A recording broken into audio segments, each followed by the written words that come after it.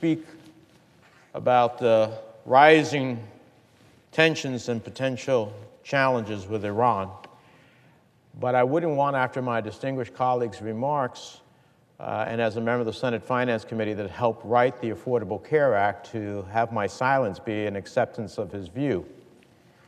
For nearly a decade, Republicans have sought to tear down the Affordable Care Act, or what some derisively call as Obamacare, with no substitute, with no plan.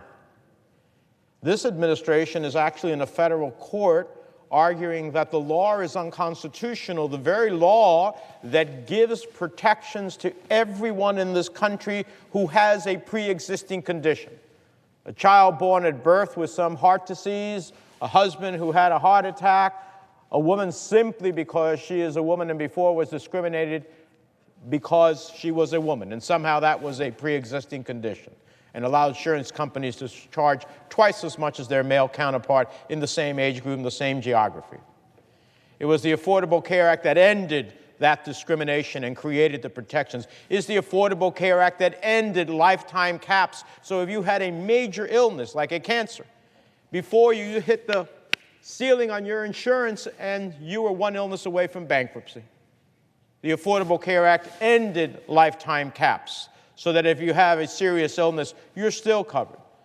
The Affordable Care Act created the possibility for our children to be able to stay on our insurance until the age of 26. That was not the law before, and the list goes on and on. So it is that which Democrats have been about. And expanding upon that, the opportunity to create a universal system for everyone is something we all desire.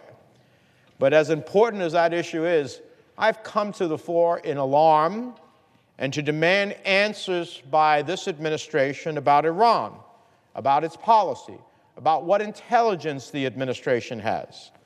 For more than a week, we have seen press reports and heard rumors about threats to U.S. interests and possibly American citizens by Iran.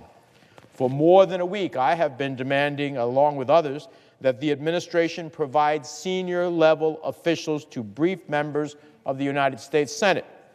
For more than a week, the administration has ignored these requests. It has, for all intents and purposes, refused to provide members of Congress with information critical to our national security. Information, it says, indicates that American citizens and American assets may be in harm's way. After specifically requesting information on security posture at our diplomatic facilities in Iraq on Monday, this morning I read from press reports that the administration is ordering the departure of staff from our embassy in Baghdad and our consulate in Erbil.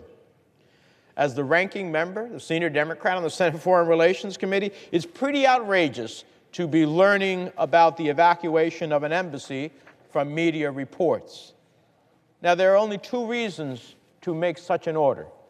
We have credible intelligence that our people are at risk, or there is some type of preparation for military action against Iran. Mr. President, this behavior is unacceptable.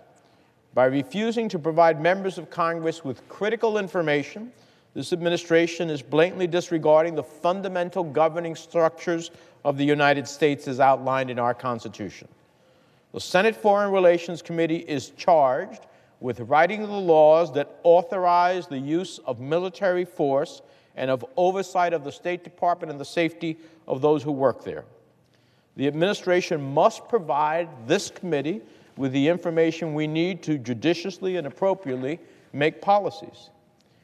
And while I hear there's a briefing for all senators rumored to be up next week, that's not confirmed, nor is it an acceptable timeline. Next week may be too late.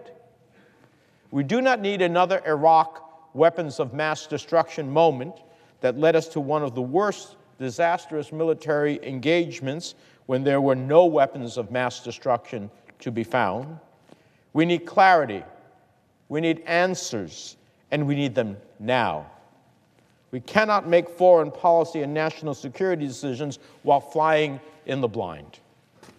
Now, make no mistake, I have no doubts that Iran continues to be a bad actor in the region and throughout the world.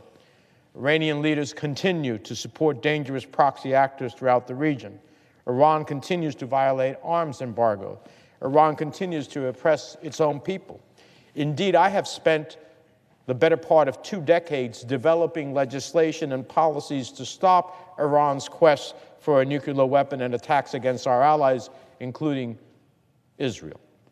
Working across the aisle, often cajoling and prodding the executive branch and our allies, Congress led the effort to build an extensive economic and political pressure campaign to force Iran to the negotiating table. Our allies in Europe, Asia, and across the world, most of whom share our concern about Iran's ability to develop a nuclear weapon and its broader malign activities, have been critical to this effort. When building a policy to effectively confront an adversary, you must have an end goal. You must have clear objectives, and you must take actions in pursuit of those objectives. With Iran, our objective was to ensure that Iran never develops a pathway towards a nuclear weapon. So I'm all for putting on as much pressure as we can, but that requires also having a clear way of showing how it can be alleviated. There must be a viable, tenable diplomatic track. If I were to put you in a room, lock the door, throw away the key, and tell you there's no way out and no way to survive, you would sure as hell start looking for ways to fight and break down that door. So for a campaign of maximum pressure, when the moment of maximum leverage is reached, it must be seized. That requires working with our allies to offer a real diplomatic path to negotiations. Now, British Major General Chris Skika, the deputy commander of the American-led coalition to fight the Islamic State, has called into question some of the credibility of the intelligence our officials say we have regarding Iranian-backed forces in Iraq. Yesterday, Spain pulled a frigate from a U.S.-led naval group that has been scheduled for a joint training mission 2 years ago, saying the original mission had changed. Our allies are critical, not just in confronting Iranian malign activity, but in securing our interests across the world. So let me conclude with 2 points. Now is the moment to invest in a diplomatic surge to meaningfully engage our allies and Iran in a serious negotiation to end its pathway towards nuclear weapons and its malign activities. And second, Congress has not authorized war with Iran, and the administration, if it is contemplating military action with Iran, must come to Congress to seek approval. So, Mr. President, I call on every member of this body on both sides of the aisle to assert our institutional and constitutional prerogatives and demand information from this administration, demand classified briefings. When matters this serious are at stake, we have to demand more. We cannot and we will not be led into dangerous military adventurism. The administration must provide this critical information to Congress, and it must do so immediately. With that, Mr. President, I yield the floor.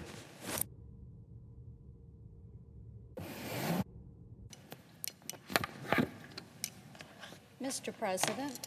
Senator from Tennessee. Thank you, Mr. President. I think many of our colleagues here in the chamber know that Senator Alexander and I host a breakfast on Tuesday